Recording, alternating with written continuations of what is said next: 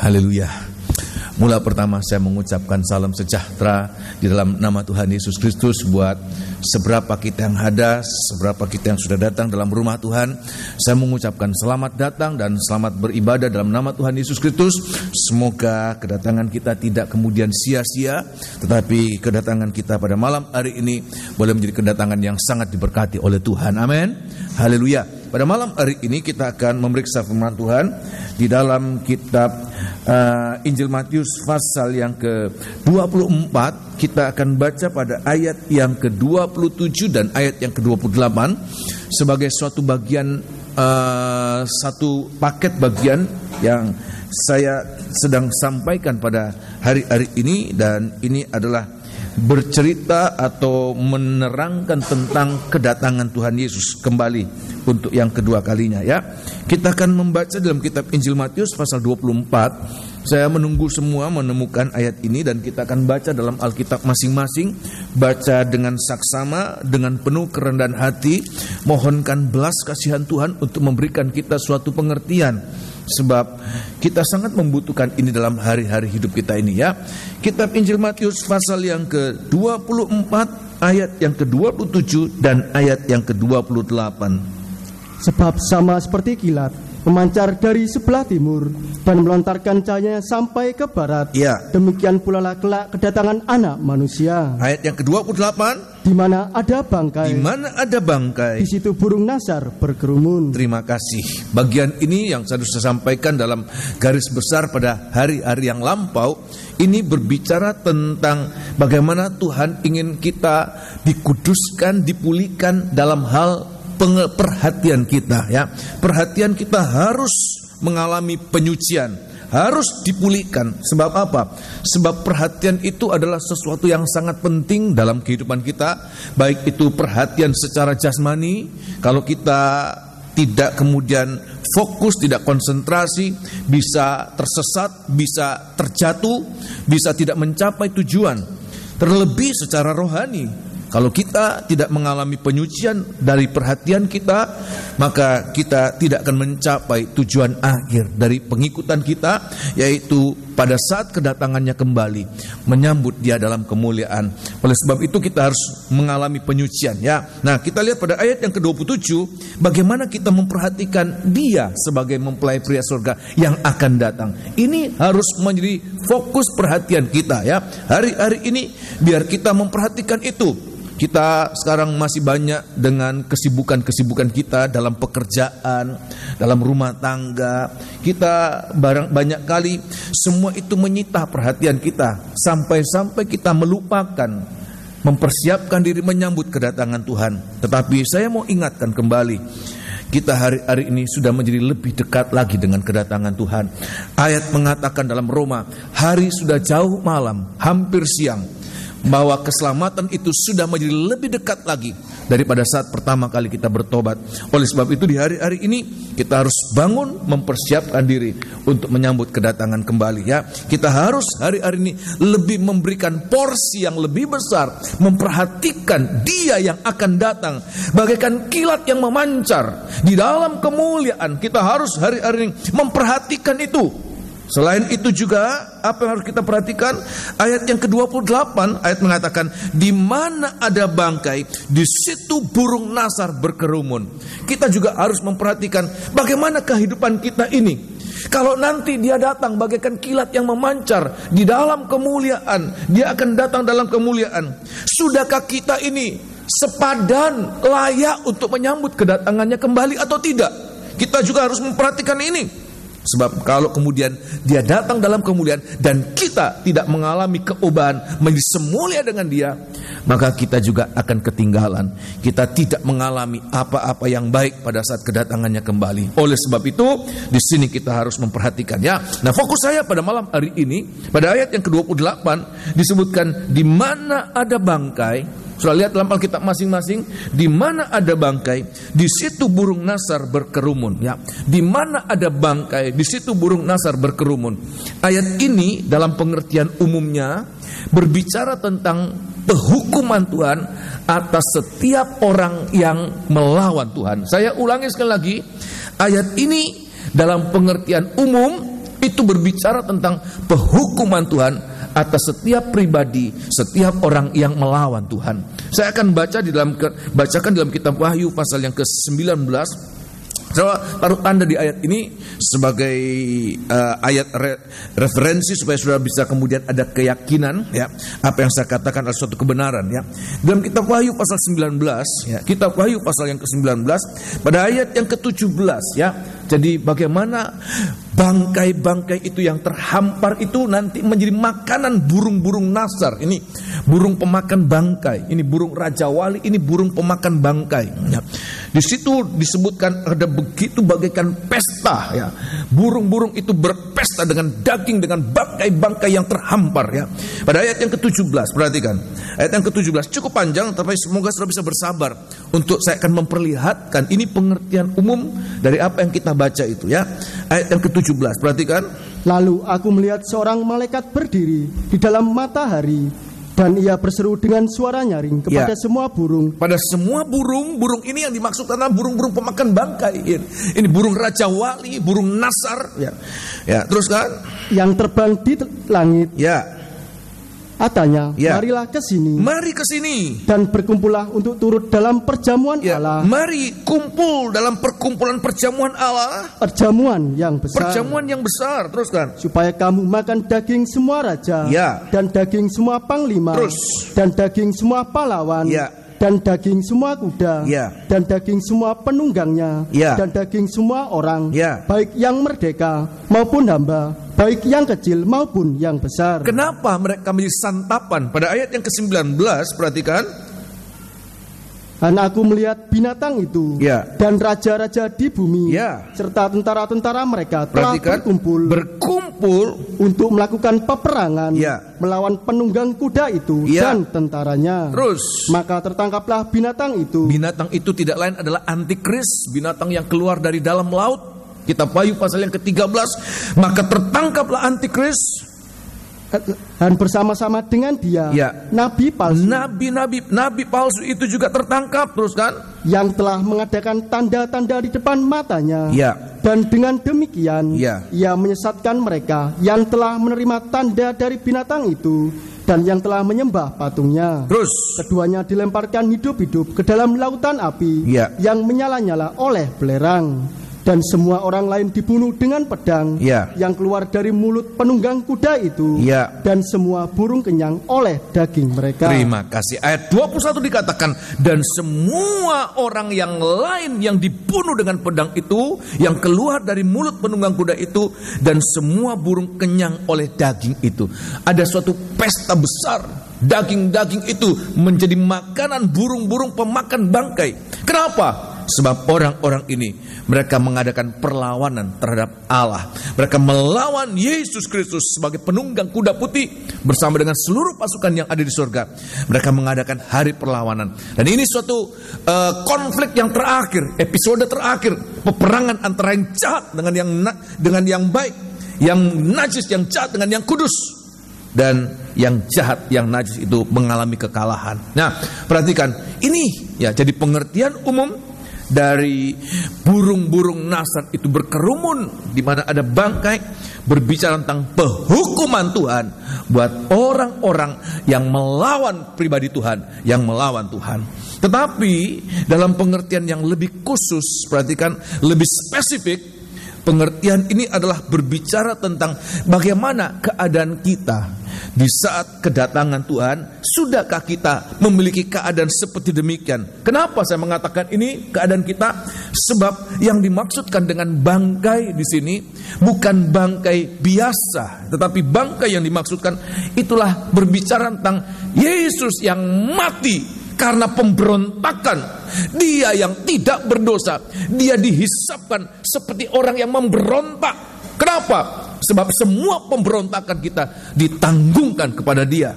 Supaya apa? Supaya kita yang seharusnya mati, kita tidak harus mati, tetapi justru kita mengalami kehidupan yang kekal. Satu ayat dalam Perjanjian Lama, kitab Yesaya pasal yang ke-53, kitab Yesaya pasal 53, demikian kita di hari-hari kita harus mengerti ini.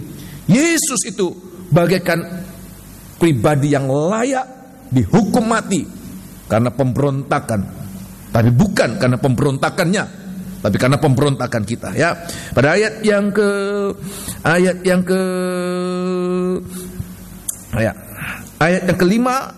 kelima saja kita baca, ya. Ayat yang kelima, perhatikan. Tetapi dia tertikam oleh karena pemberontakan kita. Dia tertikam karena pemberontakan kita. Bukan dia yang memberontak, tapi dia menanggung akibat pemberontakan kita. Dia harus menerima pedang Allah, ya. Karena dia tertikam, tetapi dia tertikam karena pemberontakan kita. Dia diremukkan, ya, oleh karena kejahatan kita. Perhatikan, ganjaran yang mendatangkan keselamatan bagi kita, yang mendatangkan keselamatan bagi kita ditimpakan kepadanya, ya. Dan oleh bilur-bilurnya, ya, kita menjadi sembuh. Melompat pada ayat yang ke-12, perhatikan. Sebab itu aku akan membagikan kepadanya, ya, orang-orang besar sebagai rampasan, ya, dan ia akan memperoleh orang-orang kuat sebagai jarahan, ya, yaitu sebagai ganti, karena ia telah menyerahkan nyawanya ke dalam maut, dan karena ia terhitung di antara pemberontak-pemberontak. Karena ia terhitung, dihisapkan di antara pemberontak-pemberontak itu, sekalipun ia menanggung dosa banyak orang, ya, dan berdoa, ya, untuk pemberontak-pemberontak. Terima kasih. Dia yang tidak memberontak, tapi dia harus menanggung pemberontakan kita. Dia mengalami pedang Allah itu jatuh atas tubuhnya. Supaya apa? Supaya kita yang seharusnya mati karena pemberontakan kita, kita tidak harus mati untuk itu, tetapi justru kita mendapatkan kehidupan yang kekal, ya. Satu ayat lagi dalam Perjanjian Baru, dalam kitab Roma pasal yang ke-8, supaya saudara ada suatu, ya, perbandingan, ada suatu pengertian yang sangat kuat, ya, yang alkitabiah. Semua berdasarkan Alkitab. Saya tidak ingin berbicara di luar konteks, di luar apa yang tertulis dalam Alkitab, sebab itu sangat berbahaya. Kitab Roma pasal yang ke-8, suratan Roma pasal yang ke-8, ayat yang pertama, ya. Roma pasal yang ke-8, kematian karena pemberontakan justru menjadi sesuatu yang sangat berguna buat kehidupan kita, ya. Roma pasal yang ke-8 ayat yang pertama. Suratan Roma pasal yang ke-8 ayat yang pertama.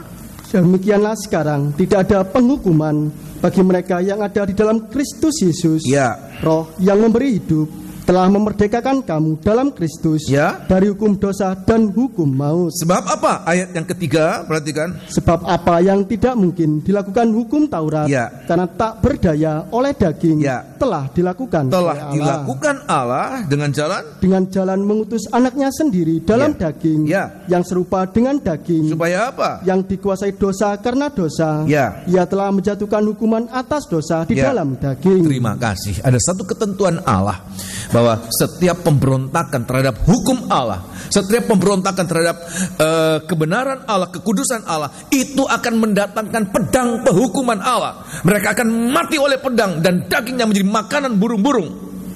Saya ulangi sekali lagi, ada hukum Allah, bahwa setiap pelanggaran terhadap hukum Allah itu akan mendatangkan konsekuensi. Pedang hukuman Allah akan menimpa orang itu. Tetapi kemudian pada ayat yang pertama pasal 8 kitab Roma ini dikatakan, di dalam Kristus kita tidak ada lagi penghukuman. Mungkin kita bertanya, apa Allah tidak konsisten? Apa Allah tidak konsekuen? Apa Allah mensla-mensle? Apa Allah pelin-pelan? Tadi katanya ada hukuman atas setiap pemberontakan. Tapi ayat ini mengatakan tidak ada lagi hukuman bagi orang-orang yang di dalam Kristus. Saya akan menggambarkan seperti demikian, suatu gambaran yang sederhana dan yang sangat lemah. Soal lihat di sini, ini gambaran kehidupan kita. Ini botol aqua, ini gelas aqua, ini bagaikan gambaran kehidupan kita yang hidup dalam pemberontakan. Sejak kecil, sejak kita masih remaja, kita muda sampai tua. Ada saja yang merupakan pelanggaran dalam perkataan kita, perbuatan kita, dan selayaknya kita menerima hukuman Allah. Tetapi ayat mengatakan yang di dalam Kristus tidak mengalami hukuman. Kenapa? Allah telah mengutus anaknya sendiri di dalam daging yang serupa dengan daging yang dikuasai oleh dosa, dan ia telah menjatuhkan hukuman atas dosa di dalam daging. Artinya begini, saudara, ya. Pedang Allah itu tetap turun, penghukuman Allah itu tetap turun. Dia tidak membatalkan janjinya atau keputusannya sendiri. Keputusannya itu tetap. Setiap pemberontakan terhadap hukum Allah akan menghasilkan penghukuman. Tetapi ayat mengatakan dia mengutus anaknya sendiri. Untuk apa? Menerima setiap penghukuman karena pemberontakan kita. Supaya apa? Supaya setiap hukuman itu tidak jatuh atas kehidupan kita, tetapi dalam daging anaknya yang tunggal itu di atas kayu salib. Sehingga apa ayat mengatakan, orang yang di dalam Kristus tidak menerima penghukuman. Bukan karena penghukuman itu dibatalkan, penghukuman itu tetap ada, tetapi bukan kita yang menerima penghukuman. Yesus itu harus menerima penghukuman di atas kayu salib. Penghukuman pedang Allah itu dijatuhkan dalam tubuhnya, sehingga kita dibebaskan dari hukuman Allah itu. Oleh sebab itu ini yang harus kita mengerti, ya. Kita harus mengerti ini, ya. Ini adalah Yesus. Dia dijadikan menjadi bangkai para pemberontak. Untuk apa? Ya, pengertian yang kedua, ya, yaitu apa? Supaya kita ini bagaikan burung-burung Nasar. Siapa burung-burung Nasar ini? Siapa burung-burung Nasar? Dalam perjanjian lama, burung Nasar atau burung Raja Wali itu adalah burung yang haram untuk dimakan. Tetapi Tuhan melihat ada satu karakter dari burung Nasar yang sangat baik untuk diambil bagi orang-orang yang menantikan Tuhan. Tolong baca, ya, di dalam kitab Yesaya pasal yang ke-40, kitab Nabi Yesaya pasal 40 perjanjian lama. Saya membawa saudara pembacaan lebih dahulu sebelum saya akan merangkan, ya. Kitab Yesaya pasal yang ke-40, Yesaya pasal yang ke-40 ayat yang ke-31. Tuhan mengambil ada karakter yang baiknya. Oh, haleluya. Ayat mengatakan, siapa itu? Siapa itu burung-burung Nasar? Ya, ayat yang ke-31.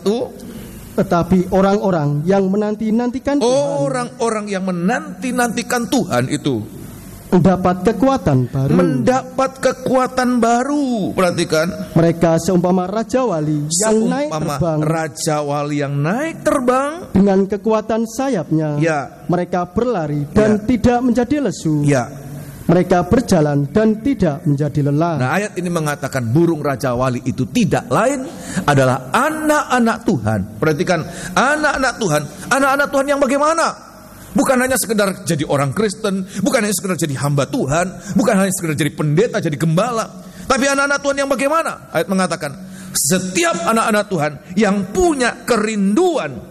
Ayat mengatakan, yang menanti-nantikan Tuhan itu artinya apa? Yang punya kerinduan yang kuat. Ya, yang memiliki kerinduan yang kuat untuk apa? Bertemu dengan Tuhan.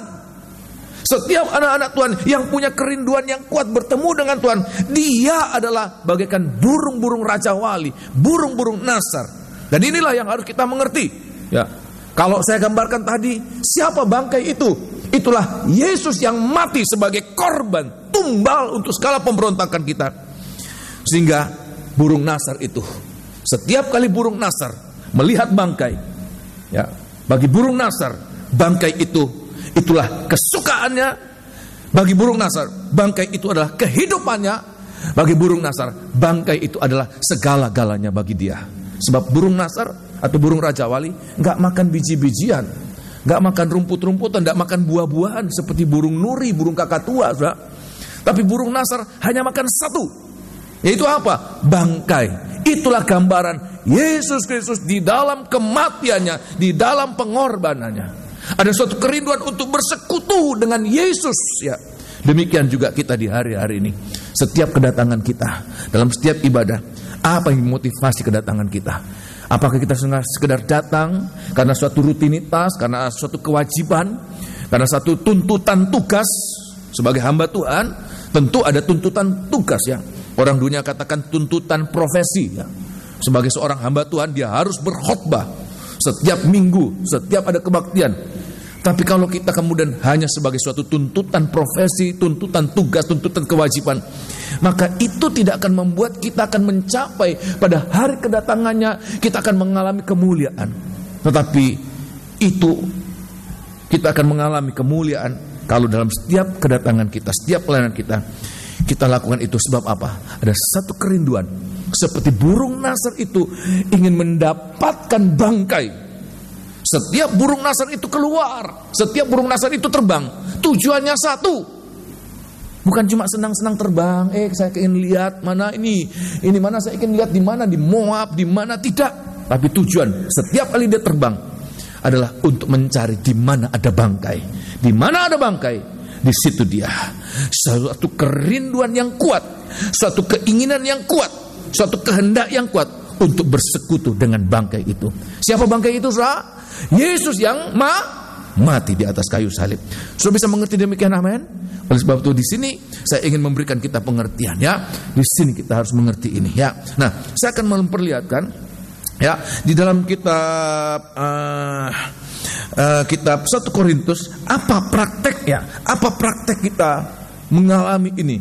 Praktek kita ingin bersekutu, ya. Kita bersekutu dengan bangkai ini. Apa praktek bagi kita ini? Ya, yaitu nomor 1, saya malam hari ini saya sampaikan ada 3 praktek kita bersekutu dengan, ya, bangkai itu. Kalau saya katakan bangkai itu memang menjijikkan, ya, sepertinya sesuatu yang hina, tetapi akan menjadi mulia kalau itu adalah pribadi Yesus.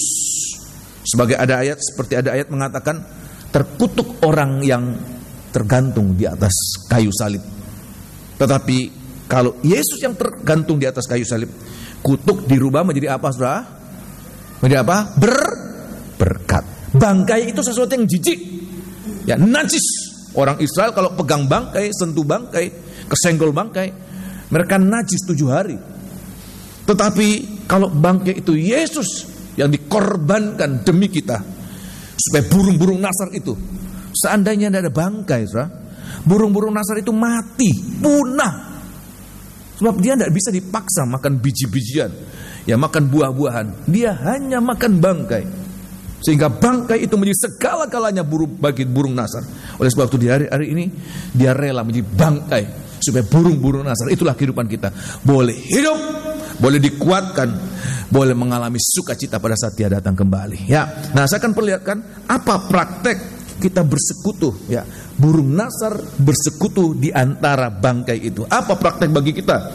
Saya akan sampaikan ada 3 praktek, yaitu nomor 1, suratan 1 Korintus pasal yang pertama, 1 Korintus pasal yang pertama, kitab 1 Korintus pasal pertama, ayat yang ke-22. 1 Korintus pasal 1 ayat 22. Ini praktek pertama. Setiap anak-anak Tuhan yang punya kerinduan akan kedatangannya kembali, dia harus mengalami ini. Dia pasti, ya, pasti akan mengalami ini, ya. Ayat 22, perhatikan. Orang-orang Yahudi menghendaki tanda. Orang-orang Yahudi menghendaki tanda. Teruskan. Dan orang-orang Yunani mencari hikmat. Orang-orang Yunani mencari hikmat. Tetapi kami memberitakan Kristus yang disalibkan. Ya, ini Kristus yang disalibkan, Kristus yang terkutuk. Karena kita, dia menanggung kutuk, supaya kita boleh menerima berkat dari salib itu. Salib yang merupakan kutuk dirubah menjadi berkat, ya. Teruskan. Untuk orang-orang Yahudi, suatu batu sandungan, ya. Dan untuk orang-orang bukan Yahudi, suatu kebodohan. Berita tentang salib yang Rasul Paulus katakan, kami memberitakan Yesus yang tersalib. Dia yang tersalib, dia mati untuk kita. Buat orang Yahudi itu satu sandungan, buat orang Yunani itu orang kafir, itu satu kebodohan. Tetapi ayat 24, perhatikan. Tetapi untuk mereka yang dipanggil. Tetapi buat mereka yang dipanggil, baik orang Yahudi maupun orang bukan Yahudi, orang Yunani, orang kafir seperti kita. Kristus yang tersalib adalah apa? Adalah kekuatan Allah. Dan hikmat Allah. So, bisa demikian, amin. Seperti bangkai kalau dimakan, ya, oleh burung Nasar. Burung Nasar sudah lemes. Kenapa? Mungkin tidak makan-makan, mungkin kekurangan bangkai, ya. Tapi kalau dia bertemu dengan bangkai, dia mendapatkan kekuatan. Kenapa? Dia makan bangkai itu, dia mendapatkan kekuatan baru. Sedemikian kita juga hari-hari ini, ya. Ayat mengatakan, kalau kita bagaikan burung Nasar yang rindu akan bertemu dengan bangkai, ya, nggak ada burung Nasar dia melihat bangkai, males, nggak mau aku. Ya, tetapi dimanapun berada, dimanapun bangkai itu, ya, dia akan cari, nggak pandang jauh, nggak pandang sulit, nggak pandang bahaya. Saya melihat dalam tayangan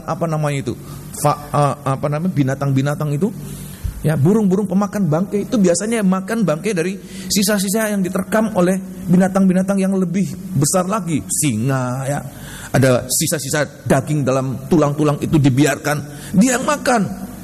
Ya, waktu singa-singa atau apa beruang itu makan, dia tunggu. Kalau sudah pergi, baru dia. Sebab kalau dia makan itu sangat berbahaya. Sedemikian dia merindukan, dia tunggu sampai dia mendapat bagian juga dari itu. Ya, nah bagi kita di hari ini, semoga kita punya kerinduan untuk berjumpa, bersekutu dengan bangkai. Dalam hal ini praktek kita adalah apa? Ada kerinduan untuk mendengarkan firman atau berita tentang Yesus yang disalibkan. Saya mendengarkan satu saat pendeta Billy Graham berbicara, dia merasakan gagal. Satu kebaktian dia merasakan pelayanan kali ini tidak seperti yang dulu-dulu. Kemudian dia tanya teman-temannya, menurut kamu apa yang kurang dalam pelayanan saya pada malam hari ini? Dan mereka mengatakan, satu kekuranganmu, engkau kurang menekankan tentang salib Kristus. Kristus yang tersalib itu menjadi fokus dari pemberitaan kita pada hari-hari ini. Semoga ini kita harus mengalami ini. Yesus yang tersalib harus menjadi suatu kerinduan. Kenapa? Perhatikan, sebab kalau kita tidak fokus merindukan berita tentang Yesus yang tersalib, itu sangat berbahaya. Sangat berbahaya. Kenapa? Sebab pada akhir zaman ini, tolong baca ya, pada akhir zaman, di dalam kitab 2 Korintus pasal yang ke-11, 2 Korintus pasal yang ke-11, pada akhir zaman nanti akan banyak orang memberitakan Kristus yang lain. 2 Korintus pasal 11, kitab 2 Korintus pasal 11, sepertinya bagus, enak. Dan Nabi Yesaya nanti akan saya perlihatkan berkeluh kesah. Rasul Paulus juga berkeluh kesah. Siapa yang akan menerima, siapa akan mendengar, siapa yang mau mendengarkan. Ya. Jadi anak Tuhan, jadi hamba Tuhan harus menerima ya berita tentang salib Kristus. Ya namanya salib, langsung konotasi kita ingat tentang apa? Penderitaan. Mungkin kita pikir, apa kurang menderita kita? Di dunia sudah menderita, datang ke gereja dengar berita tentang salib lagi ya. Apa tidak ada berita lain? Tolong baca ya. Kitab 2 Korintus pasal yang ke-11 ya. 2 Korintus pasal yang ke-11. Atau sebelum 2 Korintus 11 saya akan bawa taruh tanda pada 2 Korintus 11. Kitab Yesaya pasal 53. Rasul Paulus juga mengatakan dalam 1 Korintus pasal yang pertama tadi ya. Yesaya pasal 53 ayat yang pertama. Ya, hari-hari ini berita tentang salib ini sangat jarang. Kenapa? Tidak disukai oleh anak-anak Tuhan, tidak disukai oleh orang Kristen. Sehingga hamba-hamba Tuhan sangat berhati-hati. Untuk apa? Jangan-jangan kalau saya membawa ini, ya berkurang minat, berkurang animo anak-anak Tuhan itu ikut dalam kebaktian. Kenapa? Di dunia sudah susah, datang ke gereja berita yang susah lagi. Ya, ikut Tuhan, pikul salib, menderita dan lain sebagainya. Ya, sehingga nggak laku. Seperti jualan yang tidak laku. Itu yang dirasakan oleh Nabi Yesaya. Tolong baca pada pasal yang ke-53 kitab Yesaya, ayat yang pertama. Siapakah yang percaya kepada berita yang kami dengar? Nah, siapa yang percaya pada berita yang kami dengar? Ya, teruskan. Dan kepada siapakah tangan kekuasaan Tuhan dinyatakan? Ya, berita yang kami dengar berita apa? Baca ayat selanjutnya. Berita tentang Yesus yang disalibkan. Terima kasih. Bagaimana Yesaya menggambarkan begitu buruk sampai orang yang melihat pun menutup muka. Kita pun yang hina, kita tidak mau melihat itu. Nggak masuk hitungan kita. Sedemikian buruknya waktu dia disalib. Berulang-ulang kali saya sampaikan ya. Seorang hamba Tuhan mengatakan potret-potret atau gambar-gambar Yesus yang tersalib yang pernah ada yang dilukis oleh para seniman itu sebenarnya terlalu bagus untuk menggambarkan betapa buruknya Yesus di atas kayu salib. Bagaikan bangkai yang tercabik-cabik. Kenapa dia mengalami itu? Sebab kita, ayat mengatakan. Tetapi berita tentang Yesus yang tersalib itu tidak disukai oleh anak-anak Tuhan. Tidak disukai. Padahal di dalam berita itu ayat mengatakan terkandung apa? Hikmat dan kuasa Allah. Hikmat kuasa Allah untuk menghadapi apa? Perhatikan, tolong baca. Dalam kitab 2 Korintus pasal 11, kita menghadapi akhir zaman ini. Akhir zaman ini zaman penyesatan, zaman pemalsuan. Gak tanggung-tanggung, yang dipalsukan siapa, saudara? Apa-apa yang rohani. Yesus dipalsukan. Coba baca ya, 2 Korintus pasal 11. Kitab 2 Korintus pasal 11. Kalau cuma palsu berlian biasa, memalsu tas, memalsu koper, memalsu sepatu, memalsu pakaian, memalsu apapun produk-produk semua. Coba kita lihat ini. Semua produk apapun ada bajakannya ya. Ada KW1, KW2 dan lain sebagainya. Dan itulah zaman kita sekarang, saudara. Zaman penyesatan, zaman pemalsuan. Bahkan sampai pun pada perkara-perkara yang rohani itu ada penyesatannya, ada palsunya ya. Ya, tolong baca ya. 2 Korintus pasal yang ke-11 ayat yang pertama, ayat yang kedua, perhatikan. Sebab aku cemburu kepada kamu dengan cemburu ilahi. Kenapa? Karena aku telah mempertunangkan kamu kepada satu laki-laki untuk membawa kamu sebagai perawan suci kepada Kristus. Ya, Rasul Paulus katakan jemaat Korintus ini dipertunangkan seperti perawan yang kudus. Itulah gambaran gereja secara umum. Kita semua ini bagaikan mempelai wanita Tuhan, perawan yang kudus untuk dipertunangkan kepada Kristus sebagai satu laki-laki. Terus kan? Tetapi aku takut kalau pikiran kamu disesatkan dari kesetiaan kamu yang sejati. Pikiran kita, perhatian kita disesatkan dari Dia. Kenapa? Sama seperti Hawa diperdayakan oleh ular itu dengan kelicikannya. Terus kenapa ini terjadi? Perhatikan. Sebab kamu sabar saja jika ada seorang datang memberitakan Yesus yang lain. Kalau datang memberitakan Yesus yang lain, Yesus bukan Yesus yang sejati, bukan Yesus yang sesungguhnya, perhatikan. Terima, justru ini yang dikandungi, perhatikan. Daripada yang telah kami beritakan, atau memberikan kepada kamu roh yang lain. Roh yang lain, jangan main-main, ini roh, ini sangat menentukan.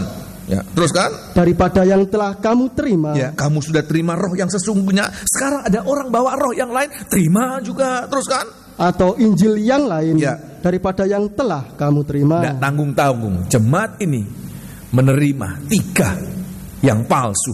Yesus yang palsu, roh yang palsu, Injil yang palsu. Terima kasih ya. Apa tanda Yesus itu Yesus yang palsu? Saya mau mengatakan berulang-ulang kali saya pernah katakan, Yesus yang palsu adalah kalau pribadi Yesus itu bagaimanapun hebatnya, bagaimanapun mulianya, kalau Yesus itu tanpa salib. Yesus yang sejati, Yesus yang sebenarnya, Dia tidak pernah meninggalkan salib. Salib itu menjadi bukti keotentikan Yesus itu sendiri ya. Sampai pun Dia sudah naik, Dia sudah bangkit, yang Dia tunjukkan apa kepada Thomas, Apa? Tangan yang apa? Terpaku. Ini salib, Apa juga? Lambung yang tertikam. Waktu Dia sudah memakai tubuh kemuliaan, tubuh kebangkitan, Dia tidak pernah meninggalkan. Kalau ada Yesus-Yesus yang lain, walaupun kelihatan mulia berkilau-kilauan, mana tanganmu? Gak ada bekas paku. Mana lambungmu? Tidak ada. Bahkan sampai pun dalam kitab Wahyu, Dia menjamah kepada Yohanes. Dia katakan, aku hidup, aku mati, namun sekarang aku apa? Bangkit, aku hidup. Yesus yang sejati tidak pernah melepaskan kaitannya dengan salib Kristus. Sehingga kalau ada anak-anak Tuhan hanya mau menerima berita tentang Yesus, tetapi melepaskan salib, di luar salib, sangat-sangat ditakutkan bahwa itu dia sedang dibawa pada penyesatan. Dan penyesatan yang begitu rupa, Rasul Paulus katakan, seperti Hawa disesatkan oleh ular. Sangat licin dan licik. Penyesatan yang begitu halus. Dan Rasul Paulus katakan, jangan-jangan itu terjadi kembali pada akhir zaman kepada gereja Tuhan.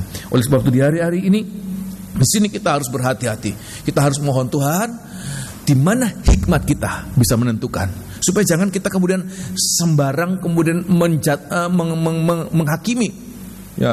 Oh ini palsu, ini benar, ini palsu. Ada cirinya, ada tandanya. Kristus yang sejati, tandanya apa? Dia tidak pernah melepaskan apa? Tanda salib, pengorbanannya. Ada kemuliaan, datang dari mana kemuliaan? Ada kebangkitan, datang dari mana kebangkitan? Kematiannya itu. Kematian itu menjadi dasar dari segala-galanya. Kalau kita pegang itu, kita faham, kita mahir dalam berita tentang salib Kristus, Kristus yang disalibkan, kita tidak bisa disesatkan. Sebab kita punya hikmat surga. Dan kita juga tidak mungkin dikalahkan. Sebab apa? Kita punya kuasa Allah. Tuhan katakan di dalam berita Yesus disalibkan, terkandung hikmat, terkandung kuasa Allah. Iblis, ayat mengatakan, pada akhir zaman dia akan menyesatkan. Kalau boleh siapa yang disesatkan, saudara? Kalau boleh siapa, saudara? Orang-orang pilihan. Ini bukan penyesatan biasa, ini penyesatan luar biasa. Satu saat saya mendengarkan di radio waktu dalam perjalanan, ada satu penipuan yang luar biasa. Sebab yang ditipu itu bukan orang-orang awam, para rektor.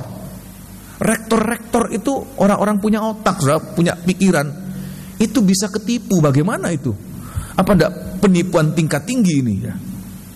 Dan saya melihat Tuhan secara jasmani sudah terjadi.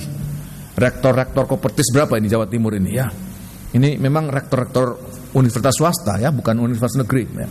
Ditipu, dapat apa.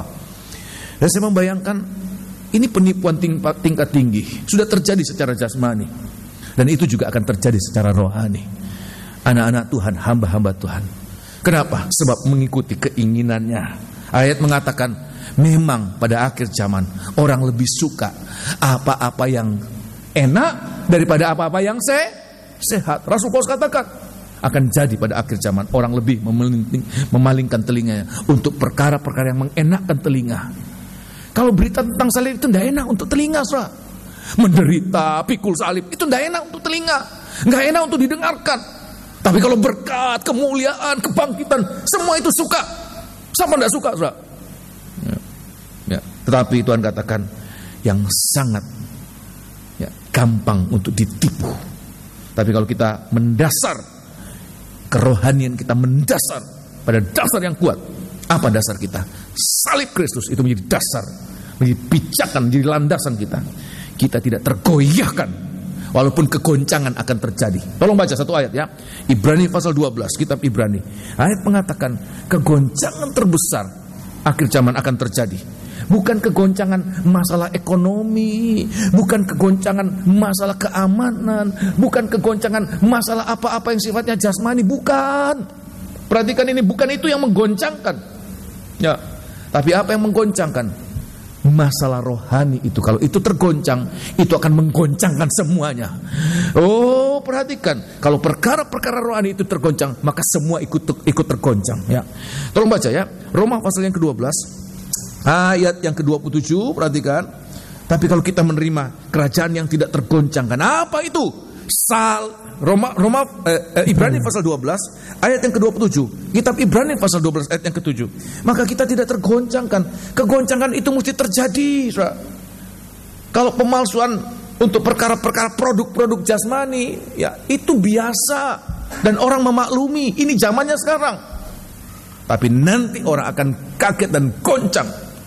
Ya, mereka akan murtad kalau mereka mengalami kegoncangan pemalsuan perkara-perkara yang rohani ya. Ayat 27, perhatikan.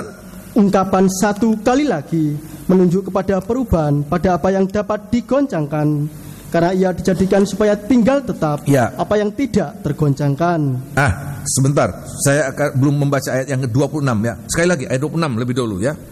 Waktu itu suaranya menggoncangkan bumi, tetapi sekarang ia memberikan janji. Satu kali lagi, aku akan menggoncangkan bukan hanya bumi saja, melainkan langit juga. Gak pernah terjadi, saudara. Kalau gempa bumi itu biasa, tapi gempa langit mana ada? Tapi Tuhan katakan satu kali lagi akan ada, satu saat bahkan ada. Secara jasmani akan terjadi, bumi akan bergoncang ya. Tapi langit akan bergoncang. Tapi langit yang dimaksudkan selain berbicara tentang langit yang ada di atas ini, tapi langit itu berbicara tentang perkara-perkara yang sifatnya rohani. Akan bergoncang. Kalau pejabat kemudian ternyata heboh ya, kenapa ya? Ya tidak senonoh ya. Itu biasa. Tapi kalau ada hamba Tuhan kemudian jatuh ya, goncang. Ya. Ada pengajaran, ada gereja, goncang. Perhatikan, ini kegoncangan yang akan terjadi ini. Dan sudah terjadi. Dan ayat mengatakan, siapa yang tidak tergoncangkan? Ayat yang keberapa tadi? 27. 20 berapa? 7. 27? Ungkapan satu kali lagi menunjuk kepada perubahan pada apa yang dapat digoncangkan. Karena ia dijadikan supaya tinggal tetap apa yang tidak tergoncangkan. 28 perhatikan. Jadi karena kita menerima kerajaan yang tidak tergoncangkan. Tetapi kalau kita menerima kerajaan yang tidak tergoncangkan, perhatikan, marilah kita mengucap syukur dan beribadah kepada Allah menurut cara yang berkenan kepadanya dengan hormat dan takut. Sebab Allah kita adalah api yang menghanguskan. Jadi kita lihat di sini ya. Jadi kalau kita lihat akan terjadi kegoncangan dalam segala perkara, maka hanya orang-orang yang hari-hari ini melandaskan hidupnya di atas korban yang kuat itu, korban Kristus.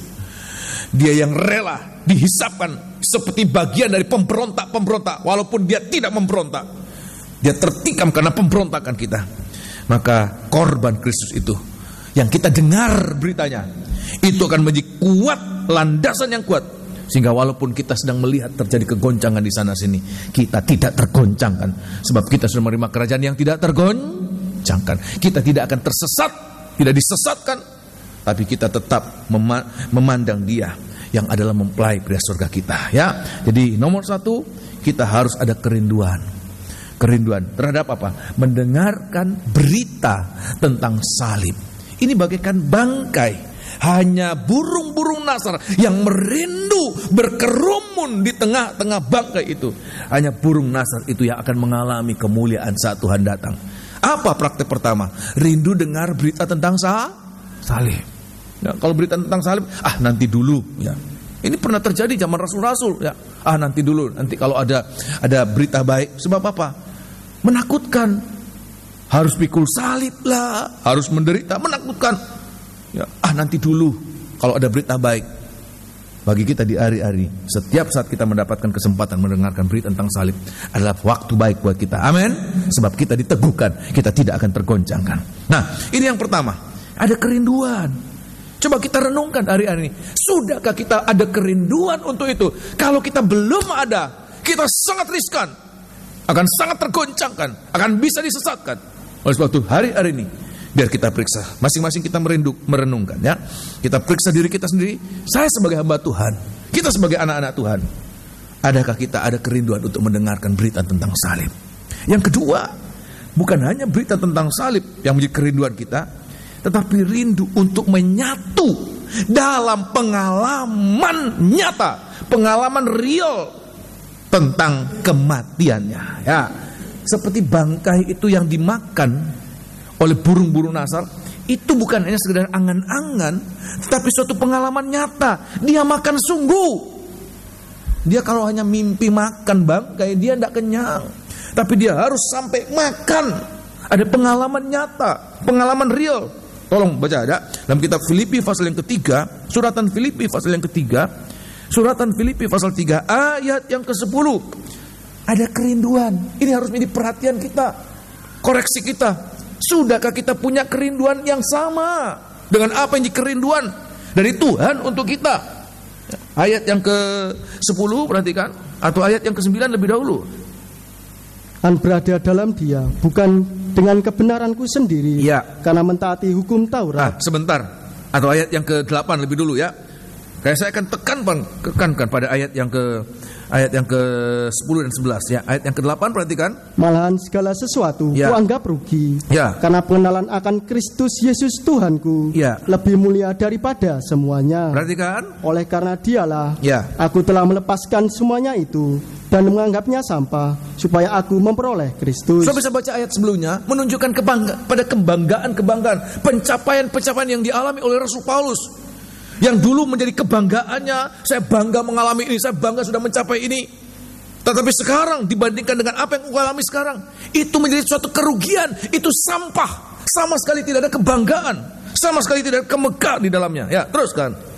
Dan berada dalam Dia bukan dengan kebenaranku sendiri, karena mentaati hukum Taurat, bukan, teruskan, melainkan dengan kebenaran karena kepercayaan dengan Kristus, yaitu kebenaran yang Allah anugerahkan berdasarkan kepercayaan. Ayat yang ke-10 perhatikan. Yang kukendaki, yang kurindukan, seperti rindunya burung-burung Nasar untuk berada di sekitar bangkai. Seperti itu kerinduan Rasul Paulus. Yang ku kehendaki, yang ku rindukan ialah apa? Ialah mengenal Dia dan kuasa kebangkitannya dan persekutuan dalam penderitaannya, tetapi juga persekutuan dalam apa? Penderitaannya, kematiannya. Terus kan? Di mana aku menjadi serupa dengan dia dalam kematiannya. Supaya apa? Supaya aku akhirnya beroleh kebangkitan dari antara orang mati. Kenapa Rasul Paulus begitu ngotot merindu menyatu dalam pengalaman kematiannya? Sebab tidak ada kebangkitan tanpa lebih dahulu mengalami kematian. Tidak ada pengalaman kebangkitan, tidak ada kebangkitan kalau tanpa kita bersekutu dalam kematiannya. Dan itulah yang harus menjadi praktek nyata dalam kehidupan kita. Apa itu? Bersekutu dengan penderitaannya, bersekutu dengan pengalaman kematian. Bagaimana kita mau mengalami penderitaan di dalam Tuhan. Saya akan sampaikan apa praktek kita bersekutu, bagaikan kita makan bangkai. Kita bersekutu dengan penderitaan Yesus. Nomor 1, dalam kitab 1 Petrus pasal yang keempat, suratan 1 Petrus pasal 4, ini praktek nyata, saudara. Ya, 1 Petrus pasal 4 ayat yang pertama. Ini praktek kita bersekutu bagaikan burung nasar makan bangkai. Makan itu dalam bahasa rohaninya, bahasa Alkitab adalah bersekutu. Sebab apa? Apa yang dimakan itu tidak ada di luar tubuh, tetapi masuk di dalam tubuh. Nanti menjadi daging kita. Kalau kita makan nasi, ya nasi itu menjadi daging kita. Kita makan daging, daging itu menjadi daging kita. Burung itu makan bangkai, daging itu menjadi dagingnya. Ya, bersekutu dengan dirinya. Ya, 1 Petrus pasal yang keempat. Perhatikan, 1 Petrus pasal 4 ayat yang pertama. Ya, 1 Petrus pasal 4. Ini praktek persekutuan dengan penderitaan. Rasul Paulus katakan, yang kurindukan, yang ku kehendaki adalah bagaimana aku menyatu dengan kematiannya, menyatu dalam penderitaannya. Oh, haleluya. Siapa orang waras mana yang mau mengalami penderitaan? Tidak ada. Orang hidup sebagai manusia sudah banyak dengan penderitaan. Sekarang disuruh menderita lagi. Gak ada orang yang mau. Tapi mengatakan, kalau kita ingin mengalami kemuliaan, tidak ada jalan lain. Seandainya ada jalan lain, Yesus tidak usah mati. Gak usah. Tapi Bapa mengatakan, tidak ada jalan lain. Demi engkau, demi kita, demi saya, dia harus mati. Kalau dia harus mati, kenapa kita tidak mau mati untuk dia? Haleluya. Ayat yang pertama, ya. Ayat yang pertama. Jadi karena Kristus telah menderita penderitaan badani. Ya, penderitaan yang sama ini, penderitaan badani. Dia sudah mengalami penderitaan badani. Kamu pun harus juga mempersenjatai dirimu dengan pikiran yang demikian. Kita juga harus punya pikiran yang sama. Ya, Rasul Paulus katakan, kita juga harus mempersenjatai dengan pikiran yang demikian. Karena barang siapa telah menderita penderitaan badani, ia telah berhenti berbuat dosa. Kenapa pentingnya? Terima kasih. Kenapa pentingnya? Kita harus mengalami pengalaman yang sama, menderita dalam Tuhan. Ya. Ayat ini mengatakan, sebab kalau kita menderita penderitaan badani karena pengikutan kita, nomor 1, supaya kita berhenti berbuat dosa, tidak lanjut. Perhatikan, ini pergumulan kita yang paling berat. Perhatikan saudara kasih, pergumulan kita yang terberat bukan karena masalah kekurangan, bukan karena masalah sakit, bukan karena masalah rumah tangga, bukan karena masalah apa, tetapi penderitaan yang terberat adalah apa? Waktu seseorang ingin berhenti berbuat dosa. Dan itu yang membuat kita tidak mampu. Oleh sebab itu Tuhan katakan, pandang seperti burung nasar itu melihat korban Kristus. Demikian kita juga harus mengalami hal yang sama. Taruh tanda di ayat ini sebab kita akan kembali. Nah, suratan Petrus, Ibrani pasal 12. Kitab Ibrani pasal 12. Untuk hidup suci itu suatu pergumulan, penderitaan. Apalagi kita hidup di tengah-tengah dunia yang fasik ini, dan kita mau hidup kudus. Benar-benar kita menderita seperti Lot tinggal di tengah-tengah Sodom dan Gomora. Ayat mengatakan tiap hari dia melihat, tiap hari dia mendengar. Dan rohnya itu, jiwanya yang benar itu menderita. Demikian kita di hari-hari ini, ya. Kita hidup di tengah-tengah dunia fasik. Makin dekat kedatangan Tuhan, dunia ini akan makin fasik, makin jahat, makin najis. Tapi Tuhan menuntut kita untuk hidup apa? Suci. Oleh sebab itu ayat mengatakan kita harus ada punya pergumulan yang berat ini. Di mana kekuatan kita? Yaitu kalau kita memandang korban Kristus. Tolong baca ya. Ayat yang ketiga atau ayat yang kedua. Ayat yang kedua. Ibrani 12. Ya, Ibrani pasal 12 ayat yang kedua. Ini harus kita memandang. Kita harus punya keinginan yang sama. Kenapa dia mati di atas kayu salib? Supaya anak-anak Tuhan, supaya manusia yang tidak mungkin hidup kudus. Rasul Paulus katakan, setiap kali aku ingin sesuatu yang baik, yang aku lakukan bukan yang baik, yang jahat. Kepengen sabar, ya, tiba-tiba digarai, kumat lagi. Tadi Santoso ya. Kepengen tinggalkan hidup yang lama, ada aja yang garai, keluar lagi, ya, keluar lagi. Itu Rasul Paulus katakan, itu pergumulanku, mau lakukan yang baik, ya. Yang jahat itu sudah ada lebih dahulu. Dan itu pergumulan kita. Pergumulan melawan dosa. Supaya apa? Kita hidup apa? Kudus. Ya, tolong baca ya. Ayat yang kedua, perhatikan. Marilah kita melakukannya dengan mata yang tertuju kepada Yesus, yang memimpin kita dalam iman, dan yang membawa iman kita itu kepada kesempurnaan. Perhatikan. Yang dengan mengabaikan kehinaan, tekun memikul salib, ganti sukacita yang disediakan bagi dia. Itu yang dia kerjakan di atas kayu salib. Dia menderita supaya apa? Ayat yang kedua, ayat yang ketiga. Yang sekarang duduk di sebelah kanan tahta Allah.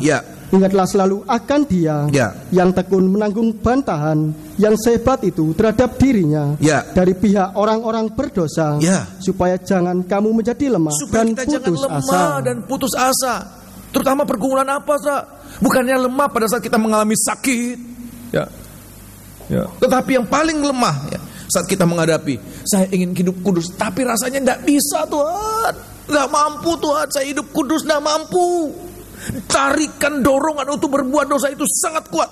Tapi Tuhan katakan, kalau kita memandang korban Kristus, dia yang sudah tersalib itu, dia yang menjadi bangkai, untuk kita ada kekuatan. Ayat yang keempat, perhatikan. Dalam pergumulan kamu melawan dosa. Dalam pergumulan kamu melawan dosa, kamu belum sampai mencucurkan darah. Dia sudah bercucuran darah. Dia sudah habiskan darahnya. Supaya apa? Supaya setiap dosa kita ditutup lewat pengampunannya. Terima kasih. Saya bisa mengerti demikian, amin.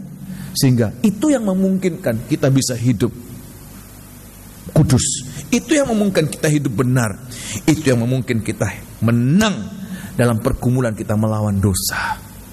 Setiap hari, ya, itu tarikan untuk berbuat dosa itu sangat kuat dalam kehidupan kita. Setiap hari, untuk marah, untuk najis, untuk apa, untuk berkata kotor, untuk menipu, untuk mencari keuntungan, untuk keuntungan diri sendiri, itu selalu bergejolak dalam kehidupan kita. Ya, yang jahat itu mau menarik kita, sehingga dalam banyak hal kita rasa, Tuhan, aku tidak mampu. Ya, awalnya tidak mau, lama-lama memberi dirinya untuk disesatkan. Tetapi hari-hari ini saya mengatakan, kalau mata kita memandang bangkai itu, seperti burung nasar itu, sudah bisa baca dalam kitab Ayub pasal 39. Dia menempatkan sarangnya di tempat yang tinggi, dan dari atas dia melihat di mana ada bangkai untuk dia di situ. Saya membaca dalam satu satu tulisan, ya, bahwa burung Raja Wali ini punya pandangan yang sangat kuat, 5 kali lebih tajam dari pandangan manusia, ya, sehingga kalau kita hanya bisa melihat 100 meter, dia bisa melihat 500 meter. Begitu kuat. Objek yang terletak jauh, dia bisa tangkap dengan sangat jelas. Demikian Tuhan ingin kita, seperti burung Raja Wali, yang jelas untuk melihat apa, saudara? Yesus yang tersalib. Kalau lihat uang jelas, tapi lihat Yesus tidak jelas, saudara. Kabur. Bukan itu burung nasar, ya. Burung nasar itu jelas melihat Yesus yang tersalib. Untuk apa? Beri kekuatan buat kita. Di saat kita menghadapi pergumulan melawan dosa, setiap kali kita lihat Yesus yang tersalib, ada kekuatan. Tuhan, Engkau sudah bergumul untuk aku tidak berdosa. Kenapa aku membiarkan diriku jatuh dalam dosa? Waktu di hari-hari ini ayat mengatakan, bersekutu dengan dia dalam kematian, dalam penderitanya. Nomor 1, supaya kita tidak berbuat dosa. Sehingga waktu yang sisa, ayat mengatakan, kita tidak melakukan menurut kehendak manusia, tapi menurut kehendak Allah. Yang kedua, 1 Petrus pasal yang kedua, suratan 1 Petrus pasal yang kedua. Ini membutuhkan pandangan, membutuhkan konsentrasi, membutuhkan perhatian. Tolong baca ya, 1 Petrus pasal yang kedua, suratan 1 Petrus pasal yang kedua. Ini yang Rasul Paulus katakan, yang ku kehendaki bersekutu dalam penderitaannya, dalam kematiannya, supaya aku dapat bagian dalam kebangkitannya. Ya. 1 Petrus pasal yang kedua, ayat yang ke-19. Bagaimana kita memandang penderitaan bersama dengan Tuhan itu? Untuk apa kita mengalami penderitaan bersama dengan Tuhan? Ya, Rasul Paulus katakan, bagi orang dunia, ya, penderitaan bersama dengan Tuhan itu satu kebodohan. Seharusnya kamu enak, seharusnya kamu kaya, sekarang kamu harus menderita. Bodoh kamu. Kamu harusnya untung besar, harusnya enak. Kok kamu tidak mau lakukan itu? Kita dianggap bodoh, menderita. Tapi Tuhan katakan, di balik penderitaan itu ada kemuliaan. Amin. Ya, tolong baca ya, 1 Petrus pasal yang kedua, ayat yang ke-19. Supaya kita bisa memahami, bisa mengerti bahwa penderitaan bersama dengan Tuhan justru suatu yang sangat indah. Siapa bisa mengerti ini, saudara? Saya mengatakan ini dengan segala keterbatasan saya untuk menerangkan, tapi saya berdoa Roh Kudus memberikan kita penjelasan, suatu keyakinan bahwa apa yang saya katakan ini suatu kebenaran. Ya, ayat yang ke-19, perhatikan. Sebab adalah kasih karunia jika seorang karena sadar akan kehendak Allah menanggung penderitaan yang tidak harus ia tanggung. Sebab apa? Sebab dapatkah disebut pujian jika kamu menderita pukulan karena kamu berbuat dosa? Tetapi jika kamu berbuat baik dan karena itu kamu harus menderita, maka itu adalah kasih karunia pada Allah. Sebab ayat 21, sebab untuk itulah kamu dipanggil. Sebab untuk itulah kamu dipanggil. Karena Kristus pun telah menderita untuk kamu dan telah meninggalkan teladan bagimu supaya kamu mengikuti jejaknya. Terima kasih, jejak yang ditinggalkan. Penderitaan untuk kita, ayat mengatakan supaya apa? Supaya kita sadar bahwa penderitaan karena Kristus itu suatu anugerah. Suatu anugerah. Oleh sebab itu pada zaman rasul-rasul, waktu rasul-rasul disesah, mereka tidak malu, mereka tidak menyesal menjadi Kristus, menjadi rasul Kristus, tapi mereka bersyukur, mereka bergembira. Kenapa? Sebab mereka yang sudah lari waktu Tuhan Yesus ditangkap, mereka lari, mereka jauh waktu Yesus disalib. Ayat mengatakan mereka diizinkan untuk menikmati sedikit, mencicipi sedikit dari penderitaan Kristus. Dianggap layak untuk menderita oleh Kristus, karena Kristus. Oleh sebab itu di hari-hari ini, biar ini yang harus kita mengerti ya. Kalau kita menderita bukan karena dosa, maka itu satu anugerah. Ini suatu kebodohan ya. Bukan salah kita yang didamprat. Siapa di kantor? Kalau tidak salah, tahu-tahu kita yang harus menanggung. Orang lain yang berbuat salah, kita yang didamprat. Orang katakan kamu bodoh, kenapa kamu tidak lawan? Tapi ayat mengatakan kita tidak berbuat salah dan kita harus menderita. Itu suatu anugerah. Tuhan Yesus seandainya dia berkata kepada bapak-bapak, bukan aku yang berbuat salah, kenapa aku yang harus menerima tanggung itu di atas kayu salib? Biarkan mereka saja. Maka kita binasa hari ini. Tapi dia sudah menjadi bodoh untuk kita, supaya kita yang bodoh ini berhikmat. So bisa mengerti demikian, amin? Bisa mendapatkan hikmat dan kekuatan Allah ya. Tuhan katakan, anggap kalau kita menderita bukan karena dosa, itu suatu anugerah. Itu suatu kesempatan kita mendapatkan hal-hal yang besar yang Tuhan janjikan buat kita ya. Dan yang ketiga, 1 Petrus pasal yang keempat, ayat yang ke-14, perhatikan ini penting ya. 1 Petrus pasal 4 ayat yang ke-14, mulai ayat yang ke-13 ya. Ini ya, penderitaan. Sebaliknya, bersukacitalah sesuai dengan bagian yang kamu dapat dalam penderitaan Kristus, supaya kamu juga boleh bergembira dan bersukacita pada waktu ia menyatakan kemuliaannya. Perhatikan, berbahagialah kamu jika kamu dinista karena nama Kristus. Dinista karena nama Kristus, sebab roh kemuliaan, yaitu roh Allah ada padamu. Terima kasih. Ini tidak bisa dimengerti oleh manusia biasa, pikiran biasa. Bagaimana orang yang menderita harus bergembira. Tidak ada orang bisa menangkap ini, tidak ada orang bisa mengamini ini. Tapi ayat mengatakan, kalau kita bergembira karena Kristus, maka ayat mengatakan, sebanyak penderitaan yang kita alami, sebanyak itu juga roh kemuliaan kita alami, kita terima. Semakin banyak kita menderita karena Kristus, semakin banyak kita menerima roh kemuliaan. Bukan hanya nanti waktu dia datang, sekarang ini pun kita sudah menerima kemuliaan. Saya mendengarkan ada satu cerita nyata, waktu Cina masih keras-kerasnya anti terhadap kekristenan. Ada banyak orang-orang yang dianiaya di sana, habis-habisan. Tapi saudara tahu, walaupun mereka mengalami aniaya sampai mati, mereka tidak mau menyangkal Tuhan. Mereka tidak menyangkal Tuhan. Mereka mati karena nama Kristus. Bagi orang dunia itu satu kekalahan, mati. Tapi justru mereka mengalami kemenangan. Ya, para penyiksa mereka bisa terheran-heran, bagaimana mungkin disiksa sedemikian rupa, kok tidak nyangkal. Perhitungan mereka orang lain pasti akan menyangkal. Ini tidak menyangkal. Justru orang yang mati dalam penderitaan itu, mereka sedang bersinar.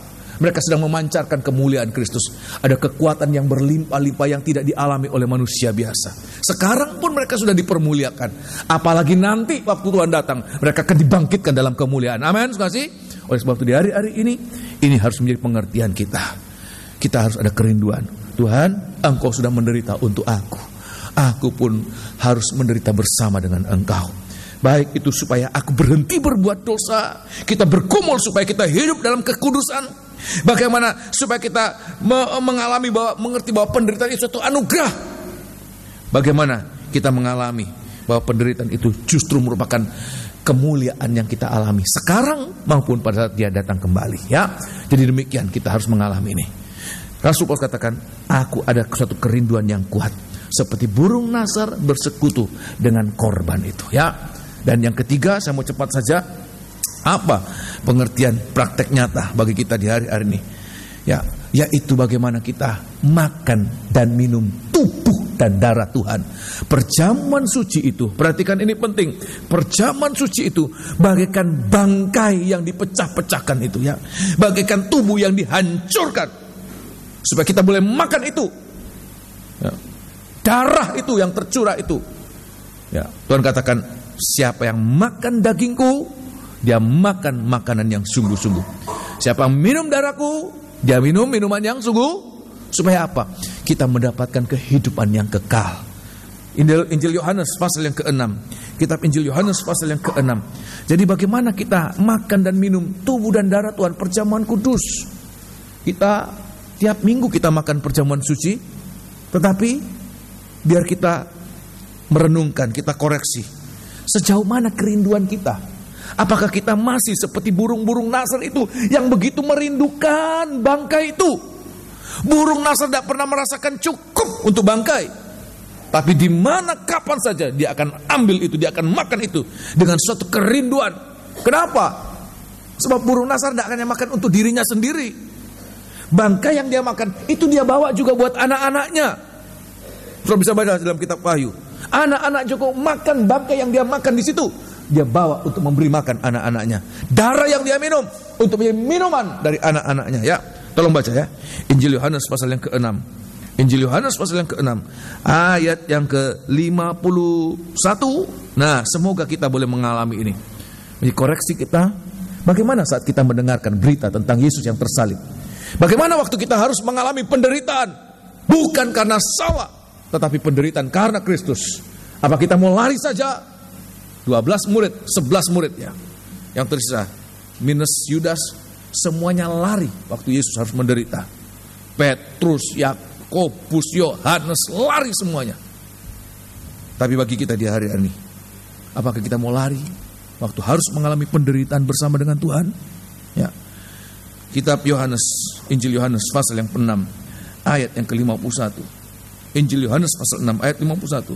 Akulah roti hidup yang telah turun dari surga. Ya. Jikalau seorang makan dari roti ini, ya, ia akan hidup selama-lamanya. Terus. Dan roti yang kuberikan itu ialah dagingku. Dagingku. yang akan kuberikan untuk hidup dunia. Ya, 52, perhatikan. Orang-orang Yahudi bertengkar antara sesama mereka dan berkata, bagaimana ia ini dapat memberikan dagingnya kepada kita untuk dimakan? Ya, bagaimana mungkin orang ini memberikan dagingnya untuk dimakan? Teruskan. Maka kata Yesus kepada mereka, aku berkata kepadamu, sesungguhnya jikalau kamu tidak makan daging anak manusia dan minum darahnya, perhatikan, kamu tidak mempunyai hidup di dalam dirimu. Punya hidup kekal. Kalau tidak makan daging dan minum darah, engkau tidak punya hidup kekal. Teruskan. Barang siapa makan dagingku dan minum darahku, ia mempunyai hidup yang kekal, dan aku akan membangkitkan dia pada akhir zaman. Sebab apa? Ayat 55. Sebab dagingku adalah benar-benar makanan. Dagingku adalah benar-benar makanan. Dan darahku adalah benar-benar minuman. Ayat 56. Barang siapa makan dagingku dan minum darahku, perhatikan, ia tinggal di dalam aku. Ia tinggal di dalam aku. Dan aku di dalam dia. Suatu persekutuan yang tidak bisa dipisahkan lagi, saudara. Sedemikian Tuhan ingin kita alami. Bagaikan burung nasar itu makan bangkai dan minum darah. Demikian kita makan perjamuan kudus, tubuh Tuhan dan darah Tuhan. Harus kita makan dengan penuh kerinduan. Adakah kerinduan atau hanya sekedar ya sudah dihidangkan, ya mau tidak mau saya ambil. Suruh angkat, suruh makan, suruh minum, tapi tidak ada kerinduan. Oleh sebab itu, Rasul Paulus katakan kepada jemaat di Korintus sebagai ayat terakhir, 1 Korintus pasal yang ke-11, ini menjadi pemeriksaan kita di hari ini. Kita koreksi diri kita sendiri masing-masing. Adakah kerinduan untuk kita mendengarkan berita tentang salib?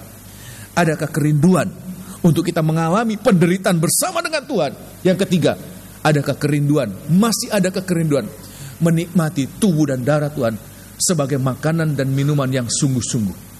Ya, saya pernah mengatakan pada seseorang, orang ini kalau diundang makan nomor 1, tapi kalau diundang kebaktian banyak alasan. Kalau diundang, ayo kita makan, ayo makan untuk daging, untuk perut, tapi ayo kebaktian, waduh saya ini, ada sana ini. Ada saja alasan. Pak Tuhan katakan, kita makan dalam ibadah itu, makan rohani kita. Apalagi kita akan makan tubuh dan darah Tuhan. Itu kuasa Tuhan, itu pribadi Tuhan sendiri. Tuhan katakan, aku masuk di dalam dia, dia di dalam aku. Ya, tolong baca 1 Korintus pasal yang ke-11. 1 Korintus pasal 11. Dan kita harus hari-hari ini, apakah kita sudah seperti burung nasar di tengah-tengah bangkai atau belum? Kalau kita belum, bagaimana kita akan menyambut dia datang kembali dalam kemuliaan? Ayat 27, perhatikan. Jadi barang siapa dengan cara yang tidak layak makan roti atau minum cawan Tuhan, ia berdosa terhadap tubuh dan darah Tuhan. Jadi saya mau mengatakan, perjamuan suci itu bukan obat, itu bukan jimat, tapi itu tubuh Tuhan sendiri, itu kuasa Allah. Sehingga kalau kita makan itu bukan makanan sembarang, ya, kita makan dengan asal-asalan, tidak mengakui tubuh Tuhan. Tuhan katakan, itu makan dengan cara yang tidak layak. Jangan heran, lemah, sakit, dan mati. Tetapi ayat mengatakan kalau kita layak. Bagaimana kita layak? Ayat yang ke-28. Karena itu, hendaklah tiap-tiap orang menguji dirinya sendiri. Menguji dirinya sendiri baru. Dan baru sesudah itu, ia makan roti dan minum dari cawan itu. Kenapa? Ayat yang ke-29. Karena barang siapa makan dan minum tanpa mengakui tubuh Tuhan. Tanpa mengakui tubuh Tuhan. Terus kan? Ia mendatangkan hukuman atas dirinya. Oleh sebab itu, ayat 20-30, enggak lebih baik. Ya, bukannya tambah baik. Ayat 30, kenapa? Sebab itu banyak di antara kamu yang lemah dan sakit. Dan sakit, terus kan? Dan tidak sedikit yang meninggal. Tidak sedikit yang meninggal. Terima kasih yang mati. Oleh sebab itu bagi kita di hari ini, menjadi koreksi kita setiap kali kita menikmati tubuh dan darah Tuhan. Biar kita menguji diri, ayat mengatakan memeriksa diri. Apa yang kita uji? Nomor 1 yang kita uji, masih adakah kerinduan kita untuk makan tubuh Tuhan, atau hanya terpaksa, atau hanya sekedar rutinitas? Kalau tidak ada kerinduan kita, mohon Tuhan, saya hanya makan biasa. Wah, rotinya kecil, anggurnya sedikit, cuma makan biasa seperti mainan saja Tuhan. sehingga kita entengkan itu. Saya tidak membatasi anak-anak kecil juga. Saya tidak membatasi untuk tidak minum, boleh, tetapi saya menitipkan buat orang tua. Sejak dini kita ajar anak-anak kita menghargai tubuh dan darah Tuhan, menghargai perjamuan suci, supaya jangan mereka bersalah. Tapi mereka mulai sejak dini sudah menghargai tubuh dan darah Tuhan. Siapa ini? Apa ini tubuh dan darah? Inilah dagingnya Tuhan, inilah darahnya Tuhan, yang merupakan kuasa Tuhan untuk mengerjakan sesuatu dalam kehidupannya. Apa itu? Mengubahkan dia lebih hari lebih kuat. Seperti burung Nasar, ayat mengatakan, burung Nasar itu apa? Makin hari makin diperbaharui kekuatannya. Tidak seperti yang lain. Rumus dunia makin hari makin lemah. Tapi burung Nasar, karena dia makan daging dan minum darah, setiap kali dia makan daging minum darah, dia makin kuat, makin kuat. Sedemikian orang-orang yang menantikan Tuhan. Amin. Kita menguji diri hari-hari ini. Seberapa besar kerinduan kita. Kalau kita mulai hambar, makan perjamuan suci, nggak makan, sama saja. Hati-hati. Kita makan dengan tidak layak. Tapi kalau kita mohon, Tuhan ampuni saya sudah hambar. Berikan ada kerinduan yang kuat seperti burung Nasar. Dan Tuhan akan memberikan kita kerinduan itu bertambah-tambah dalam kehidupan kita. Amin. Haleluya. Inilah firman Tuhan buat kita malam hari ini. Semoga ini boleh menjadi berkat buat kita sekalian ya. Haleluya. Di mana ada bangkai, di situ burung Nasar berkerumun ya. Ada suatu kerinduan yang kuat, yang besar dari burung Nasar untuk berada di sekitar bangkai itu. Itulah korban Kristus. Yesus yang dikorbankan karena pemberontakan kita. Kita akan bangkit berdiri, kita akan naikkan satu lagu, kita akan nyanyikan satu lagu.